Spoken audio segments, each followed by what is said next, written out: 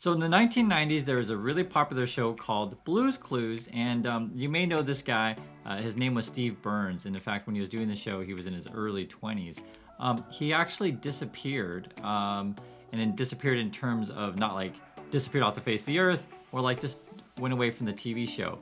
And it's interesting because when you use that language of disappeared, there was actually a lot of rumors that he had died just because he wasn't in the public eye anymore. And in fact, he recently made a video a little while ago saying, you know what, I didn't die.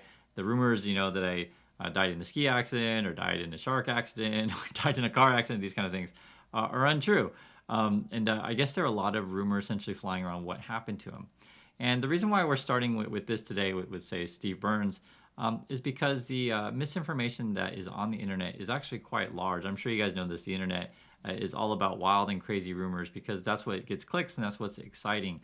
And one of the things that's also fun is to talk about Twitter, which is sort of the king of crazy rumors and crazy misinformation. And yes, it's entertaining. I really get it, guys. I'm here doing it with you, talking about Twitter as well. And I think one of the things that why we cover this story is it intersects so many different things, right? You have a famous CEO, you have a lot of money involved, and you have so many leaks from the company.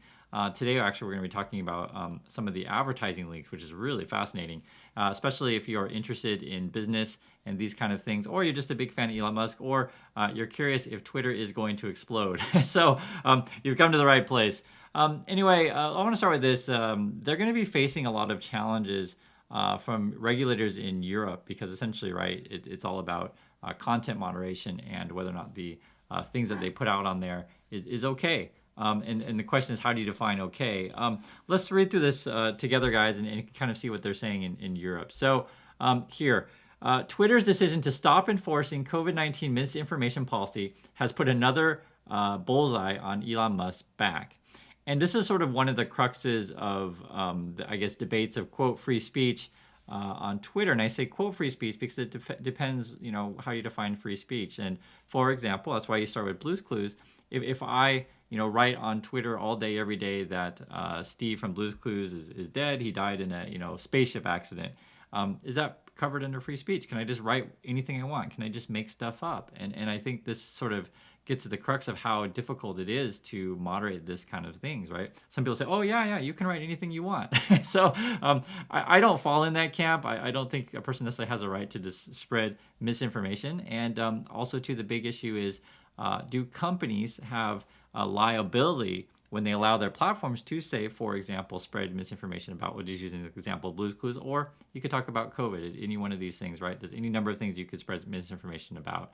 And here's a quote here talking about in Europe.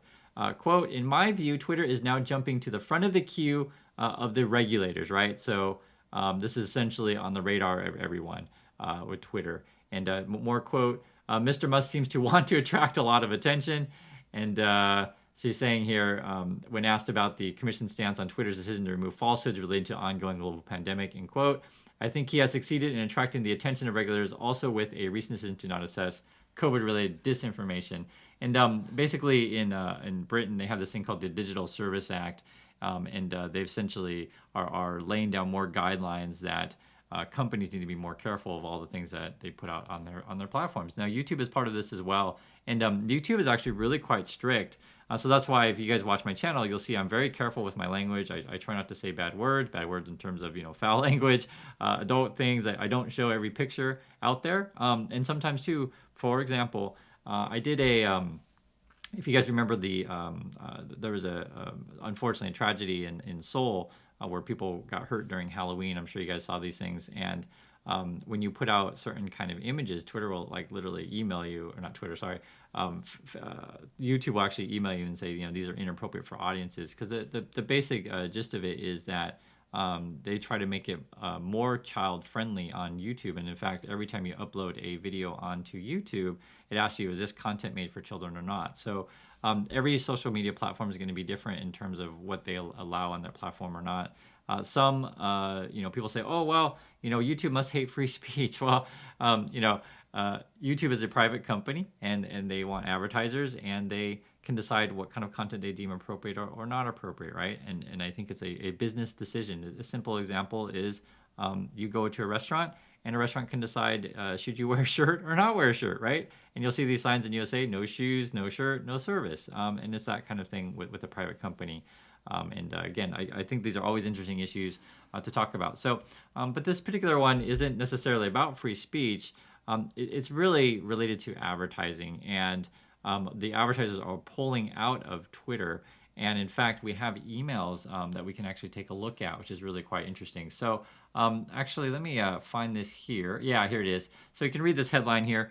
It says, Twitter's offered advertisers generous incentives after many marketers left the platform. So we saw some reports. There was one we looked at earlier in this channel, maybe I think last week. It was from Media Matters, and they were saying like out of the top 100 Twitter advertisers, 50 had left. And in fact, there was even a really big concern that, what was Apple doing? Are they completely leaving? Are they deleting Twitter app from the App Store? And it was really interesting. Elon Musk even actually accused Tim Cook and the team that, are you guys, threatening us, etc. And then evidently Elon Musk went to Apple headquarters to meet with Tim Cook. And then Tim was like, no, we never thought about deleting your app, and et cetera. And I guess things are all good. So who knows what's going on with those two. But I will say this is quite a bit of money flying around. And sort of why we're watching this Twitter thing is because Elon, essentially, in my opinion, and I think a lot of people's opinions, not just me alone, paid too much money for this company. In fact, one of the things that happened is that they took out a lot of debt. I think it's like $13 billion in debt, and they got to pay a ton of interest. It's like $1 billion a year, and basically, as interest rates go up, the sort of pain on Twitter is going to keep increasing. And so, as advertisers leave, the revenues decrease. And actually, Twitter sent out an email, which is really quite interesting. So we can read some of it together, guys, and you guys can see what you think. And again, if you're interested in business, this stuff's really quite interesting. So I think what this is and I don't know which company this comes from. I'm saying full disclosure, I don't know which company this comes from. But I think what this is, though, is that this is like an internal documents of like how to handle Twitter's thing. So we'll read the contents here. So Twitter advertising is a perfect way to reach millions of potential customers. I think this is like a leaked email, essentially. As the world's largest open social media platform, Twitter allows you to quickly spread your message to a wide audience and engage with them directly and in real time. With Twitter advertising, you will be able to target your campaigns to specific audiences and measure your campaign's success. And this is sort of where the incentive is that Twitter essentially trying to get advertisers to come back. When you commit spending at least $500,000 in Twitter advertising, we will offer you 100% value add. With this offer, you will get all the advantage of Twitter advertising plus access to exclusive features and insight. We will provide you with an experienced Twitter advertising team to help you maximize your investment. And 100% value add is like unreal. So we'll keep going on, but it's actually really quite a lot. So essentially, they're trying to bribe advertisers to come back. We understand that launching a successful advertising campaign can be difficult and time-consuming. That is why our team of experts will be available to help you every step of the way, from setting up campaign to tracking results. We have you covered. We'll also a wide range of tools to help you optimize your campaigns and get the most out of your investment. And it's interesting because they have like different tiers that they're offering advertisers to get them to come back. Tiers in terms of like, you spend will help you out here. And you can see here, we'll read some of the details. Globally, Twitter is offering something called a value add to advertisers that reach a certain incremental spend limit according to the email. This means that Twitter will offer additional impressions on behalf of the advertiser depending on how much they spend. In some cases, Twitter is offering to match advertising spend on the platform. So within the US, advertiser spends $200,000, they'll get a 25% value add. $350,000, they'll get a 50%. And then if you spend the $500,000, you get 100% value add. So essentially, this is the most that you could get. So it's capped at $1 million per advertiser. It's really quite interesting. And moreover, I was looking at this is sort of coming out of Marketing Brew, and they're saying that 100% value add is absurdly high. One agency exec told Marketing Brew, I'd never expect to see even a 20% value add from anyone unless I spend millions in an upfront deal. And we can actually also see that they have to do this by December 31st. So whether or not, this is sort of how desperate Twitter is, that they just need to get people back to come back to advertising, but they're not really going to be so profitable on this. Right now, they're just trying to save face. And if you guys remember, too, we talked about earlier as well, the biggest day for advertising on Twitter. And actually, write in the comments if you guys remember, what is the biggest day for advertising for Twitter? And I'll give you a hint. It's a sports event. Just think your thinking cap on. What is it? And the answer is it's a Super Bowl. And they essentially need to get people on board before the Super Bowl. That's where they're going to get most of their money for the year. If they don't, they're kind of in trouble. And one of the things about with these days with online advertising, there's this thing called CPM. So the basic gist, and we'll actually read it through you guys. So if you guys don't know what this stuff is, and we see this kind of data all the time on YouTube, and actually YouTube is really cool because it shows you your CPM and RPM. But it's your cost per thousand, and I'll just read it to you guys so you guys can see what it is. So CPM, this has to do with advertising. Cost per thousand, also called cost per mille, is a marketing term used to denote the price of 1,000 advertisement impressions on one web page. If a website publisher charges $2 CPM, that means an advertiser must pay $2 for every 1,000 impressions of its ad. The M in CPM represents the word mille, which is Latin for thousands. And so the reason why I'm talking about CPMs is there was this really interesting post here. This is essentially a financial service company, so this is done anonymously. But they were talking about why you would cut your advertising on Twitter. And we'll read through this stuff, and also too, I love to get you guys' opinion as well. And that's why I said this is fun for people who are interested in business and these kind of things. Especially, I know we have a lot of college students that watch this channel. It's good for you guys to get familiar with this kind of language. So here's the title of it. I told my team to pause our $750,000 month Twitter ad budget last week. That's how much money we're talking about here. It's real money. I've seen a lot of technical and ideological takes on Elon Musk's Twitter, but I wanted to share the marketing perspective. For background, I'm a director of a medium-sized B2B tech company, right? Not in FinServ anymore, running a team that deploys $80 million in ad spend per year. Twitter was 8 to 10% of our media mix, and we run cost per engagement, i.e. down the white paper, campaign successfully since 2016. I had my team keep our campaigns alive for 2 weeks post-takeover on the bet that efficiency would improve with fewer advertisers and the risks were managed and properly overblown. So they actually tried to stick with Twitter, according to this person, which I think is quite interesting because they think, okay, if all these advertisers are leaving, then it's easier for Twitter to manage the people who are left. This person writes, I was wrong, and I think the things we saw in these last 2 weeks means more advertisers will bail on the platform in the coming weeks for non-ideological or virtual signal reasons. So we're just talking about just advertising, right? So I get it.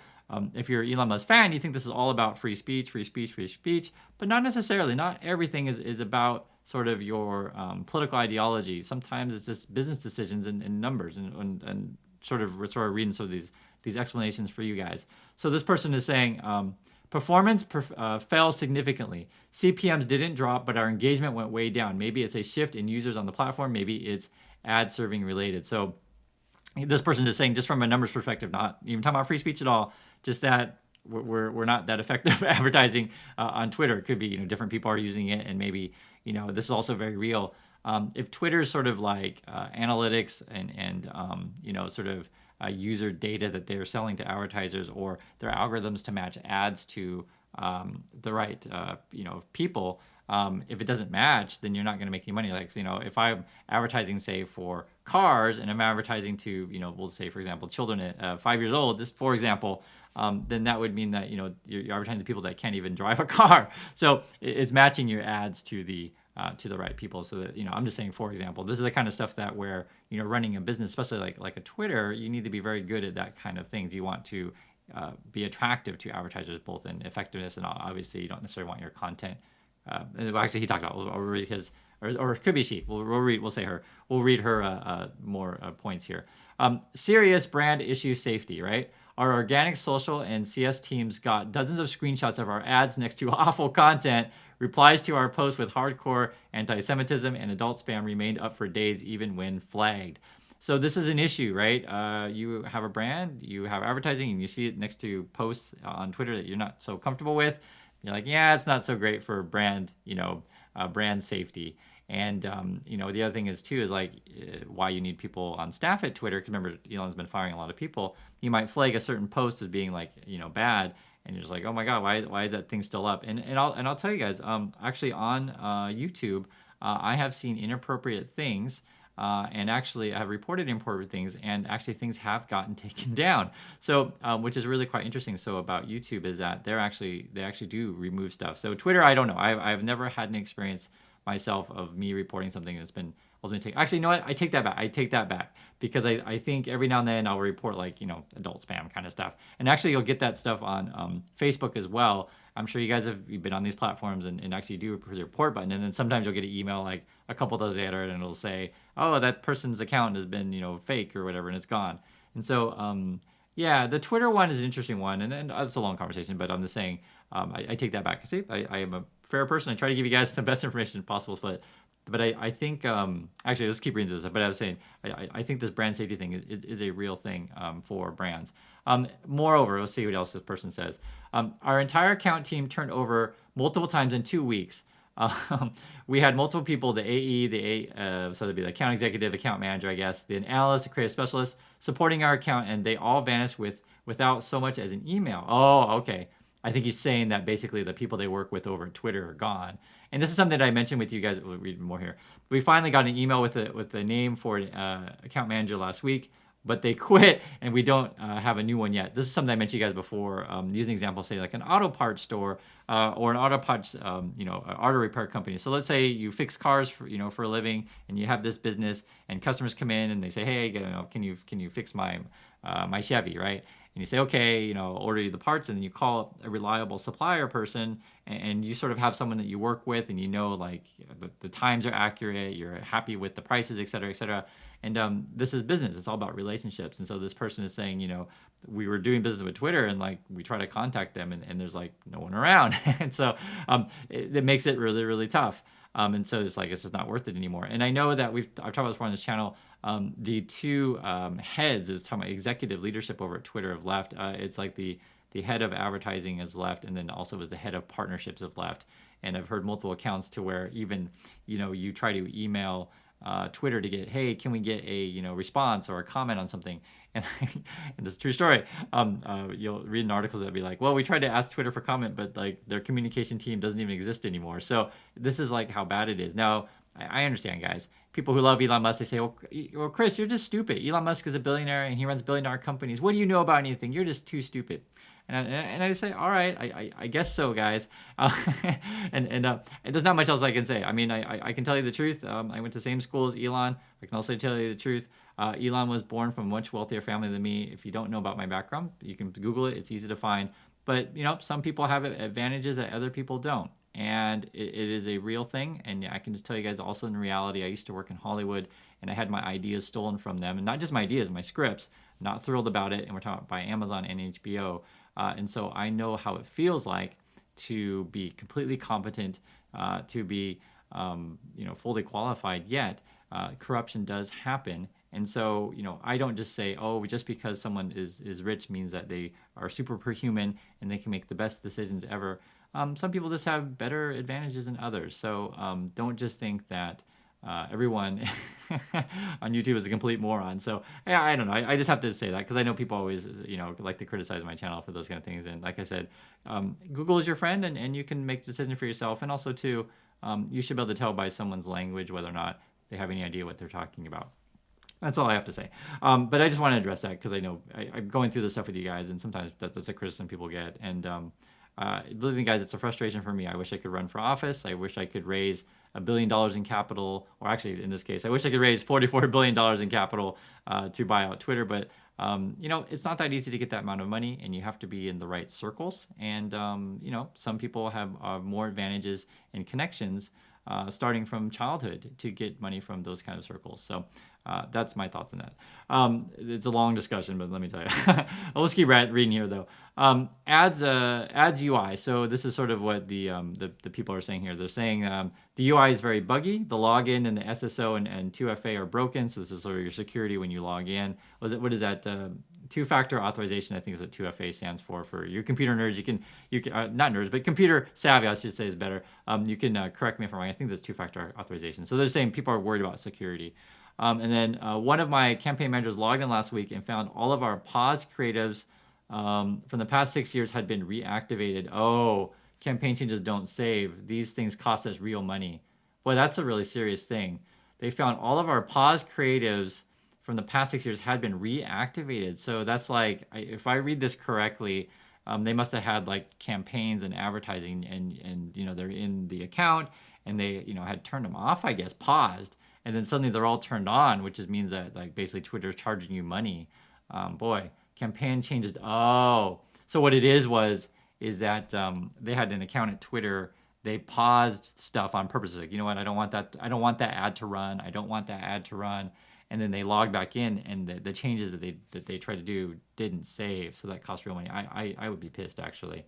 I totally understand that. So that's what's going on from Twitter. I'd love to hear you guys' thoughts on this. We looked through some emails. We looked through some sort of things that are regulations, and it's entertaining for me, especially. I'm interested in this stuff.